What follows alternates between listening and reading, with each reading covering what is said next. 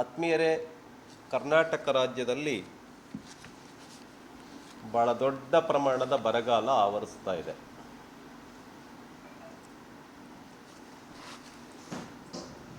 ರಾಜ್ಯಾದ್ಯಂತ ಈ ಒಂದು ರೈತರ ಬವಣೆ ಏನು ಹೆಚ್ಚಾಗ್ತಾ ಇದೆ, ರೈತರ ಸಂಕಷ್ಟ ಏನು ಹೆಚ್ಚಾಗ್ತಾ ಇದೆ, ಅವರ ಗೋಳನ್ನು ಕೇಳೋದಕ್ಕೆ ಯಾರೂ ಇಲ್ಲ.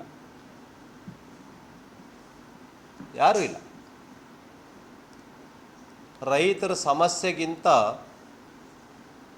ನಮ್ಮ ರಾಜ್ಯದಲ್ಲಿ ಅದೇನೋ ಒಂದು ರಿಜಿಸ್ಟ್ರೇಷನ್ನೇ ಬಹಳ ದೊಡ್ಡ ಸಮಸ್ಯೆ ಆಗ್ಬಿಟ್ಟಿದೆ.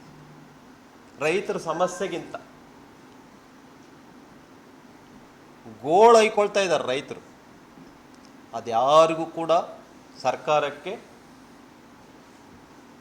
ದೊಡ್ಡ ಸಮಸ್ಯೆ ಆಗಿನೇ ಕಾಣಿಸ್ತಾ ಇಲ್ಲ. ರಿಜಿಸ್ಟ್ರೇಷನ್ನೇ ಭಾಳ ದೊಡ್ಡ ಸಮಸ್ಯೆ ಆಗ್ಬಿಟ್ಟಿದೆ. ಇಡೀ ಸಮಾಜಕ್ಕೆ ಯಾರಿಗೋ ಸಮಸ್ಯೆ ಅನ್ನಿಸ್ತಾ ಇಲ್ಲ ಅದು ರಿಜಿಸ್ಟ್ರೇಷನ್.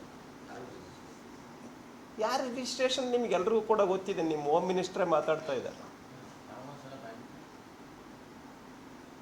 ನಿಮ್ಮ ಹೋಮ್ ಮಿನಿಸ್ಟ್ರಿಗೆ ಭಾಳ ದೊಡ್ಡ ನಂಬರ್ 1 ಪ್ರಾಬ್ಲಮ್ ದೇಶದಲ್ಲಿ.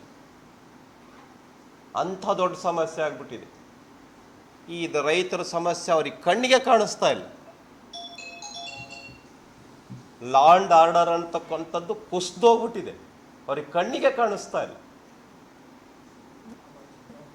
ಸುಮಾರು 140ಕ್ಕಿಂತ ಹೆಚ್ಚು ತಾಲೂಕುಗಳಲ್ಲಿ ಕುಡಿಯೋ ನೀರಿನ ಸಮಸ್ಯೆ ಕಾಡ್ತಾ ಇದೆ. ಈಗ 140ಕ್ಕಿಂತ ಹೆಚ್ಚು. ನಾನು ಪತ್ರಿಕೆಗಳಲ್ಲಿ ಬಂದಿರತಕ್ಕಂಥ ವರದಿಯನ್ನೇ ಆಧರಿಸಿ ಹೇಳ್ತಾ ಇದ್ದೀನಿ. ಸುಮಾರು 14 ಡ್ಯಾಮ್ಗಳಲ್ಲಿ ನೀರು ಖಾಲಿ ಆಗ್ತಾ ಇದೆ. 14 ಡ್ಯಾಮ್ಗಳಲ್ಲಿ ಕುಡಿಯೋ ನೀರು, ಪಶು ಪಕ್ಷಿ ಪ್ರಾಣಿಗಳಿಗೆ ಕುಡಿಯೋ ನೀರು, ಬೆಳೆಗಳು ಬಿತ್ತನೆ ಮಾಡಿಲ್ಲ, ಮೋರ್ ದೆನ್ 50%. ಇದ್ಯಾವುದು ಕೂಡ ಈ ಸರ್ಕಾರಕ್ಕೆ ಸಮಸ್ಯೆಯಾಗಿ ಕಾಣ್ತಾ ಇಲ್ಲ. ರಿಜಿಸ್ಟ್ರೇಷನ್ನೇ ಸಮಸ್ಯೆ ಆಗಿದೆ. ಯಾರು ಆ ಒಂದು ಕ್ರಷರ್ ಮಾಲೀಕರಿದ್ದಾರೆ, ಅವ್ರನ್ನಿನ್ನೂ ಬಂಧಿಸಿಲ್ಲ.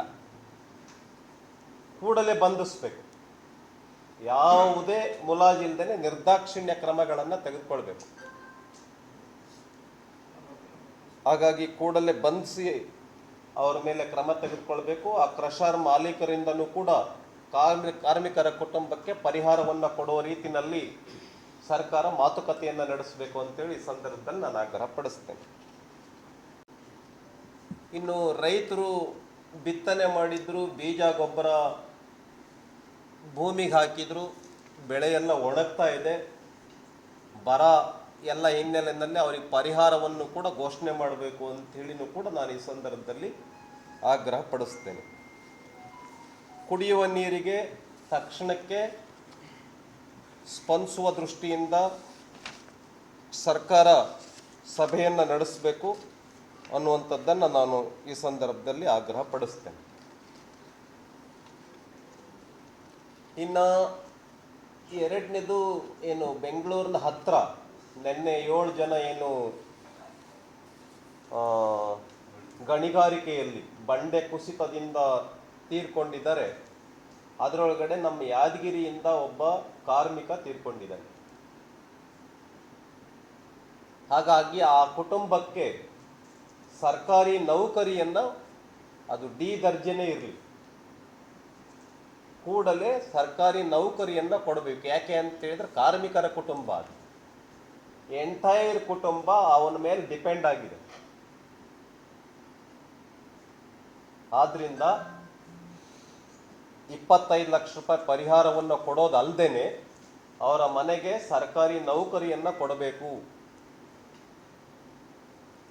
ಅಂಥೇಳಿ ನಾನು ಈ ಸಂದರ್ಭದಲ್ಲಿ ಆಗ್ರಹ ಪಡಿಸ್ತೇನೆ. ಮತ್ತು ಮಧ್ಯಪ್ರದೇಶದ 6 ಜನ ಏನು ತೀರ್ಕೊಂಡಿದ್ದಾರೆ, ಅವರು ಕರ್ನಾಟಕದಲ್ಲಿ ತೀರ್ಕೊಂಡಿರೋದು. Though they are from Madhya Pradesh, ಅವರು ಮಧ್ಯಪ್ರದೇಶದವ್ರು ಆಗಿದ್ರು ಕೂಡ ತೀರ್ಕೊಂಡಿರೋದು ಕರ್ನಾಟಕ ರಾಜ್ಯದಲ್ಲಿ. ಹಾಗಾಗಿ ಅವ್ರಿಗೂ ಕೂಡ, ಆ ಕುಟುಂಬಕ್ಕೆ 50 ಲಕ್ಷ ರೂಪಾಯಿ ಪ್ರತಿ ಕುಟುಂಬಕ್ಕೆ ಪರಿಹಾರವನ್ನು ಕೊಡಬೇಕು ಅಂತ ನಾನು ಈ ಸಂದರ್ಭದಲ್ಲಿ ಆಗ್ರಹ ಪಡಿಸ್ತೇನೆ.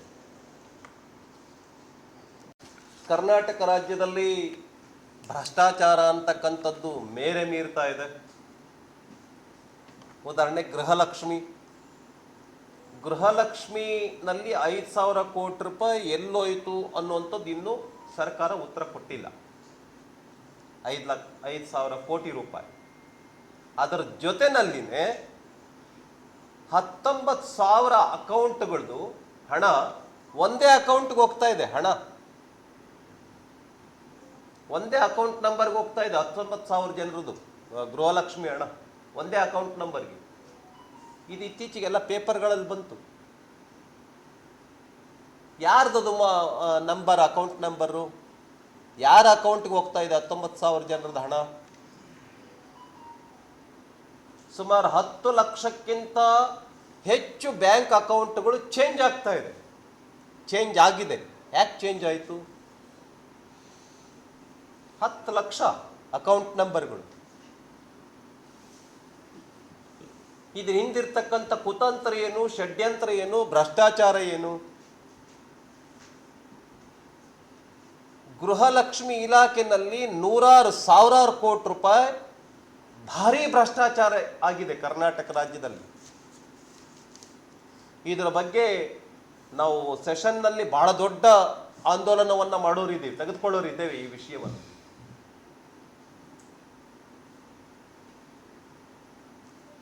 ಹಾಗಾಗಿ ಸಂಬಂಧಪಟ್ಟಿರ್ತಕ್ಕಂಥ ಸಚಿವರು ಯಾರಿದ್ರು,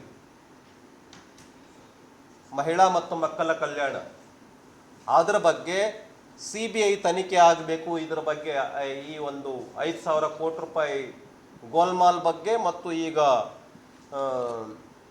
ಒಂದೇ ಅಕೌಂಟ್ ನಂಬರ್ಗೆ ಹಣ, ಗೃಹಲಕ್ಷ್ಮಿ ಹಣ ಸಂದಾಯ ಆಗ್ತಿರೋದು, ಆಮೇಲೆ 10 ಲಕ್ಷ ಅಕೌಂಟ್ಗಳು ಆಗಿಂದಾಗ್ಗೆ ಚೇಂಜ್ ಆಗ್ತಾ ಇರೋದು, ಇವೆಲ್ಲ ಪ್ರಕರಣಗಳ ಬಗ್ಗೆ CBI ತನಿಖೆ ಆಗಬೇಕು ಅನ್ನೋದನ್ನ ನಾನು ಈ ಸಂದರ್ಭದಲ್ಲಿ ಗೃಹಲಕ್ಷ್ಮಿ ಈ ವಿಷಯದಲ್ಲಿ, ಈ ಸ್ಕೀಮ್ನಲ್ಲಿ ಆಗಿರ್ತಕ್ಕಂಥ ಭ್ರಷ್ಟಾಚಾರದ ಬಗ್ಗೆ ನಾನು ಆಗ್ರಹಪಡಿಸ್ತಾ ಇದ್ದೇನೆ.